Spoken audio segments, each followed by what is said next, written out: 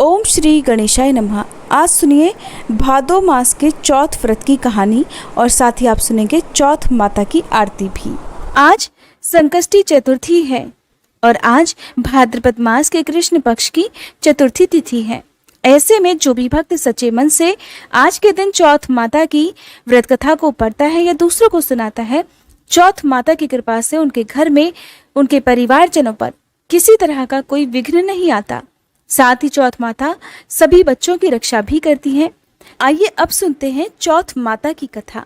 चौथ माता की कथा सुनने के साथ ही विघ्नहर्ता भगवान गणेश की कथा भी आज के दिन जरूर सुननी चाहिए, तभी इस कथा का फल प्राप्त होता है।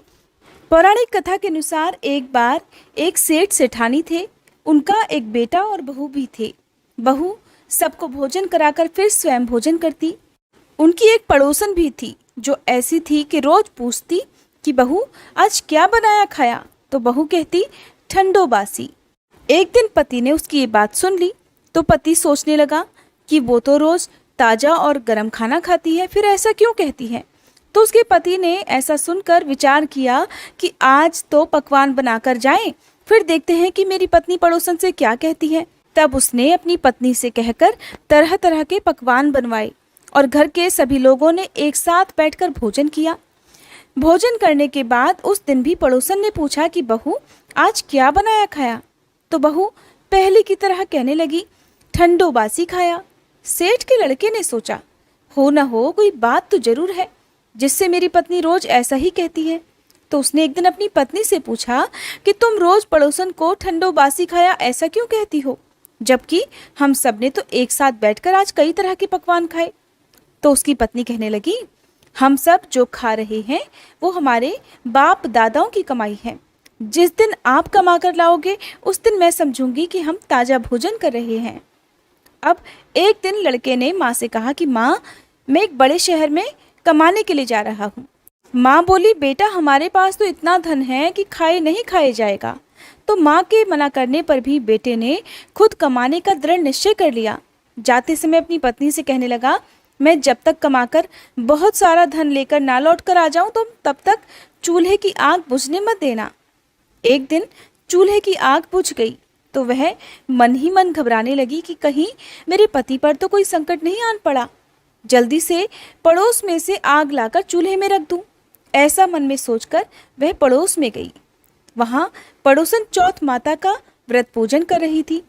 पड़ोसन ने कहा थोड़ी देर में आकर आग ले जाना। बहू ने पड़ोसन से पूछा आप चौथ का ये व्रत क्यों करती हो, इससे क्या फल मिलता है। पड़ोसन कहने लगी चौथ माता के इस व्रत को करने से अन्न धन और लक्ष्मी मिलती है, अपनी मनोकामना भी पूरी हो जाती है, पति पर और बच्चों पर आया संकट भी दूर हो जाता है। पड़ोसन से व्रत की सारी विधि पूछकर कथा के बारे में जानकर अब बहू ने भी अगली बार से चौथ माता का व्रत रखना शुरू कर दिया। दीवार पर चौथ माता बनाई। उस दिन घी गुड़ का चूरमा बनाकर रात को चंद्रमा को अर्घ देकर भोजन किया। ऐसा करते करते बहू को बहुत दिन बीत गए। वो हर दिन अपने पति को याद किया करती। एक दिन चौथ माता ने बहू के पति को सपने में आकर कहा कि साहूकार का बेटा तू जागे कि सोवे, तेरी पत्नी घर में तुझे बहुत याद कर रही है, घर जाकर उसकी चिंता दूर कर।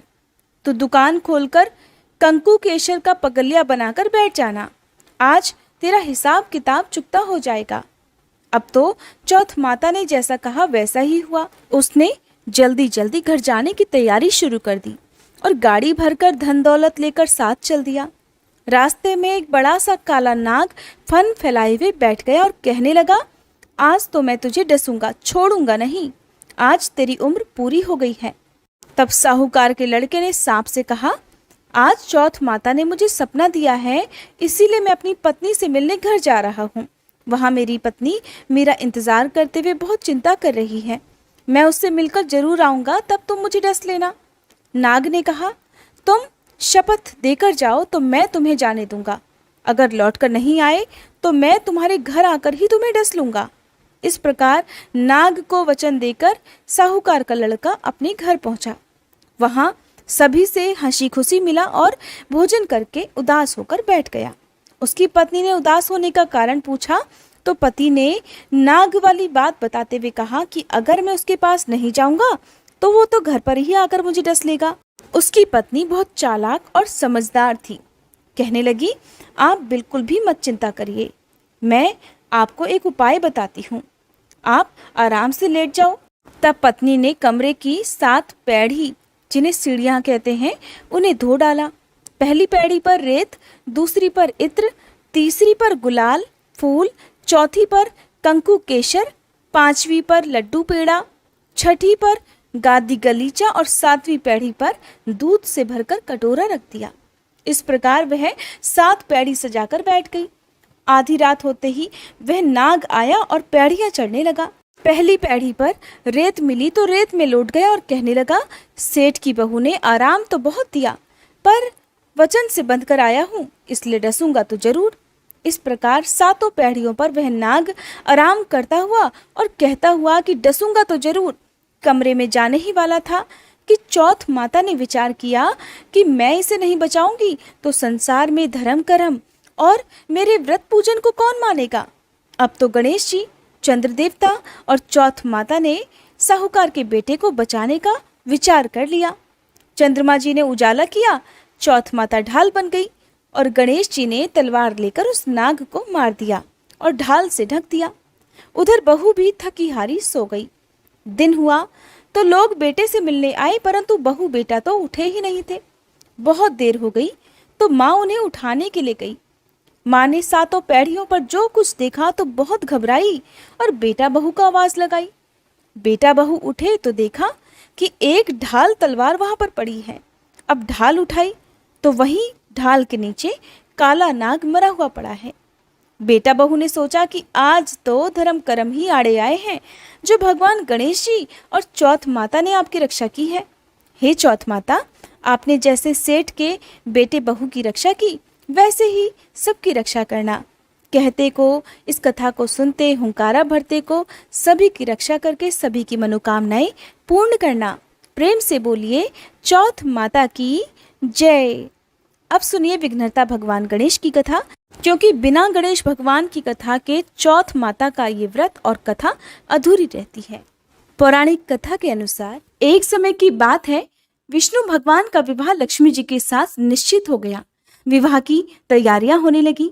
सभी देवताओं को निमंत्रण भेजे गए, परंतु गणेश जी को अलग से निमंत्रण नहीं दिया। कारण चाहे जो भी रहा हो, अब भगवान विष्णु की बारात जाने का समय आ गया। सभी देवतागण अपनी अपनी पत्नियों के साथ विवाह समारोह में सम्मिलित हुए। उन सभी ने देखा कि गणेश जी कहीं दिखाई नहीं दे रहे। तब वे आपस में चर्चा करने लगे कि क्या गणेश जी को न्योता नहीं भेजा है या स्वयं गणेश जी आए ही नहीं हैं। सभी को इस बात पर आश्चर्य होने लगा। तब सबने मिलकर विचार किया कि क्यों ना विष्णु भगवान से ही इसका कारण पूछ लिया जाए। तब वे विष्णु भगवान के पास गए और कारण पूछा। तब कारण पूछने पर विष्णु भगवान ने बताया कि हमने गणेश जी के पिता भोलेनाथ को तो न्योता भेजा है। अगर गणेश जी अपने पिता के साथ आना चाहते तो आ जाते, अलग से न्योता देने की कोई आवश्यकता भी नहीं थी। दूसरी बात यह है कि उन्हें खाने में 1.25 मन मूंग, 1.25 मन चावल, 1.25 मन घी, 1.25 मन लड्डू का भोग दिन भर चाहिए। यदि गणेश जी नहीं आएंगे तो कोई बात नहीं, और वैसे भी दूसरे के घर जाकर इतना ढेर सारा खाना पीना अच्छा भी तो नहीं लगता। वे सभी अभी बातें कर ही रहे थे कि किसी एक ने उन्हें सुझाव दिया कि अगर गणेश जी आ भी जाएं तो उन्हें द्वारपाल बनाकर बैठा दिया जाएगा और कह देंगे कि आप घर की देखभाल करना, क्योंकि आप तो चूहे पर बैठकर धीरे धीरे चलोगे तो बारात से बहुत पीछे रह जाओगे। सबको ये सुझाव पसंद आ गया। तब विष्णु भगवान ने भी अपनी सहमति दे दी। अब होना क्या था, विवाह के लिए बारात चलने ही वाली थी कि इतने में ही गणेश जी वहां पर आ गए और उन्हें सुझाव के अनुसार समझा बुझाकर घर की रखवाली करने के लिए बैठा दिया गया। बारात चल दी। तभी वहां पर देवर्षि नारद वीणा बजाते हुए नारायण नारायण करते हुए पधारे। उन्होंने देखा कि गणेश जी तो दरवाजे पर ही बैठे हुए हैं। तब उन्होंने मुस्कुराते हुए गणेश जी से उनके रुकने का कारण पूछते हुए कहा कि क्या बात है गणेश जी, आपको विष्णु भगवान अपनी बारात में लेकर नहीं गए? तो गणेश जी कहने लगे कि विष्णु भगवान ने तो मेरा बहुत अपमान किया है और इस प्रकार मुझे द्वार पर रखवाली करने के लिए बैठा दिया है। नारद जी मुस्कुराते हुए फिर से कहने लगे, कोई बात नहीं विघ्नहर्ता गणेश जी, आप अपनी मूषक सेना को आगे भेज दीजिए तो वह रास्ता खोद देगी, जिससे सभी बारातियों के वाहन धरती में धंस जाएंगे। तब तो सम्मान पूर्वक उन्हें आपको बुलाना ही पड़ेगा। अब गणेश जी ने नारद जी के कहे अनुसार अपनी मूषक सेना जल्दी से आगे भेज दी और देखते ही देखते उनकी मूषक सेना ने आगे की सारी जमीन पोली कर दी। कुछ देर के बाद जब बारात वहां से निकली तो रथों के पहिए धरती में धंस गए। सभी ने बहुत कोशिश कर ली किंतु पहिए नहीं निकले। सभी ने लाख प्रयास करे परंतु पहिए तो निकले नहीं बल्कि कई जगह से टूट गए। किसी की समझ में नहीं आ रहा था कि अब क्या किया जाए। तब तो नारद जी कहने लगे, आप लोगों ने गणेश जी का अपमान करके अच्छा नहीं किया। यदि उन्हें मनाकर लाया जाए तो आपका ये विघ्न दूर हो सकता है और आपका कार्य भी सिद्ध हो सकता है। सभी को नारद जी का सुझाव पसंद आ गया। तब भगवान शंकर ने अपने दूत नंदी को भेजा और वे गणेश जी को किसी प्रकार समझा बुझाकर अपने साथ ले आए। अब गणेश जी का आदर सम्मान के साथ पूजन किया गया। तब कहीं जाकर रथ के पहिए निकले। अब रथों के पहिए तो निकल गए परंतु वे टूट फूट गए थे, तो उन्हें सुधारे कौन? तभी तो बारात आगे बढ़ती। पास के ही खेत में खाती काम कर रहा था। उसे बुलाया गया। खाती अपना कार्य प्रारंभ करने से पहले श्री गणेशाय नमः कहकर गणेश जी की मन ही मन वंदना करने लगा और फिर देखते ही देखते उस खाती ने सभी पहियों को ठीक कर दिया।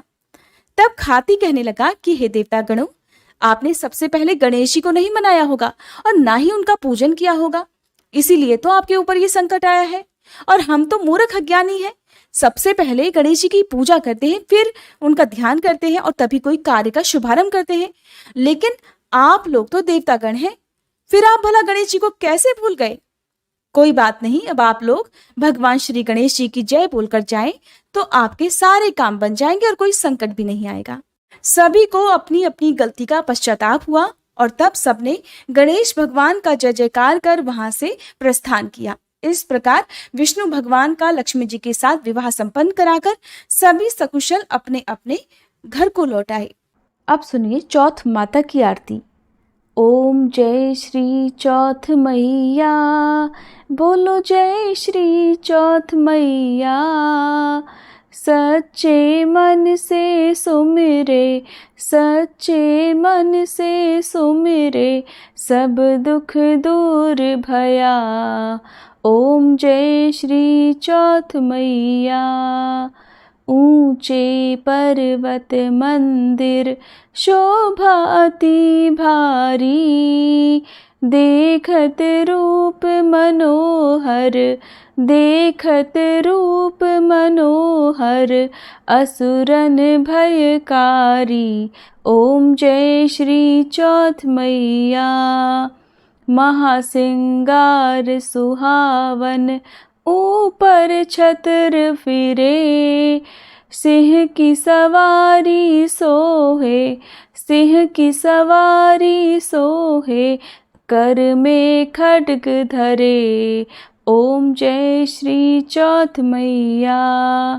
बाजत नौबत द्वारे, अरु मृदंग डैरू, 64 योगिनी नाचत, 64 जोगिन नाचत, नृत्य करत भैरू।